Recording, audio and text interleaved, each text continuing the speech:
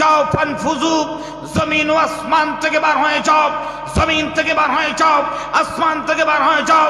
জমিনে আর থাকবি না, আসমানের নিচে আর থাকবি না। ফানফুজু, চলো, গেট আউট, থাকবি না জমিনে, জমিন থেকে বার হয়ে চলে যাও। জমিনের উপরে থাকবে।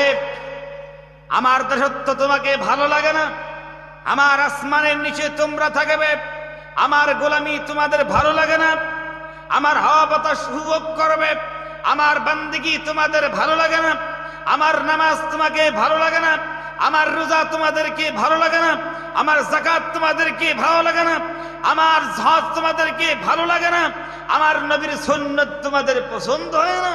অথচ এত নিয়ামত তোমরা উপভোগ করো, আমার এত নিয়ামত তোমরা খাও, তারপরও ভালো লাগে না। রব্বুল আমিন তিনি ধমক দিচ্ছেন, ইয়া মা'শারাল জিন্নি ওয়াল ইনসি ইন ইসতাতা'তুম আন তানফুযু মিন আকতারিস সামাওয়াতি ওয়াল আরদ ফানফুযু লা তানফুযুনা ইল্লা বিসুলতান। আল্লাহু আকবার।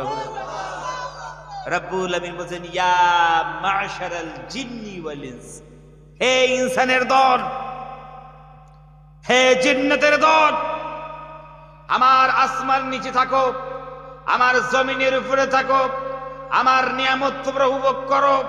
আমি আল্লাহর হাওয়া বাতাস উপভোগ করো। আমার সব নিয়ামত উপভোগ করার পরও যদি তোমাদের আমার দাসত্ব যদি ভালো না লাগে, আমার দাসত্ব করতে যদি মন তোমাদের না চায়, আমার নবীর সুন্নাত যদি তোমাদের ভালো না লাগে, তাহলে তোমাদের যদি শক্তি থাকে, যাও ফানফুজু, জমিন ও আসমান থেকে বার হয়ে যাও, জমিন থেকে বার হয়ে যাও, আসমান থেকে বার হয়ে যাও। জমিনে আর থাকবি না, আসমানের নিচে আর থাকবি না। ফানফুজু, চলো, গেট আউট, থাকবি না জমিনে, জমিন থেকে বার হয়ে চলে যাও। রব্বুল আমিন তিনি নিজেই বলছেন, ফানফুজু, চলো, গেট আউট। আমার জমিনের উপরে থাকবি, আমার আসমানের নিচে থাকবি, আর আমার ইবাদত করবি না, আমার দাসত্ব করবি না, আমার রোজা রাখবি না। ফানফুজু, চলো, গেট আউট, এখান থেকে বার হ। থাকবি না আমার জমিনে, থাকবি না আমার আসমানের নিচে, থাক, আমার পানি খাবে না, আমার নিয়ামত উপভোগ করার কোনো দরকার নেই। চলো, জমিন থেকে বার হয়ে চলে যাও। আছেন কেউ বলে, হুজুর আল্লাহর ইবাদত আমরা করবো না, আল্লাহর জমিনে আমরা থাকবো না, আল্লাহর জমিন থেকে আমরা বার হয়ে চলে যাব। আছেন? একজন দেখান তো, হাত তুলে কে আছেন? কার শক্তি আছে দেখি, একজন হাত তুলে দেখান। হুজুর আর থাকবো না, আল্লাহ ধমক দিয়েছে, আমরা জমিন থেকে বার হয়ে চলে যাব। আছে? নাই? বলে, হুজুর আমরা নাসার সঙ্গে সম্পর্ক করে দাঁড়ান, নাসার সঙ্গে টেলিফোনের সম্পর্ক করে একটা রকেট ভাড়া করে নেব, আর এই রকেটে চড়ে আমরা একবারে সব জমিন আসমান সব ছেড়ে অন্য জায়গায় চলে যাব, যে ওখানে ইবাদত করবো না, কিছু করবো না, শুধু মোবাইল চালাবো। কি কয় আল্লাহ?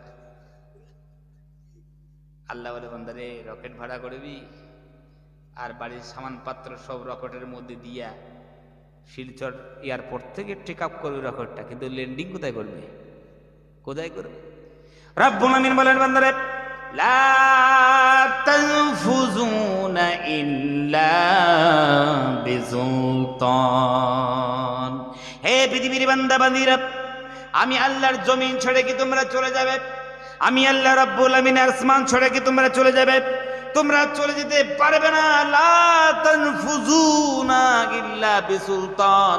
জমিন থেকে যদি বার হয়ে চলে যাও, আসমান থেকে যদি বার হয়ে চলে যাও, কিন্তু যেই জায়গায় তোমরা চলে যাবে, জমিন বাদ দিয়া, আসমান বাদ দিয়া, যেই জায়গায় তোমরা অবস্থান করবে, সেই জায়গায় আমি রব্বুল আলামিনের রাজত্ব। জোরে কোন সুবহানাল্লাহ।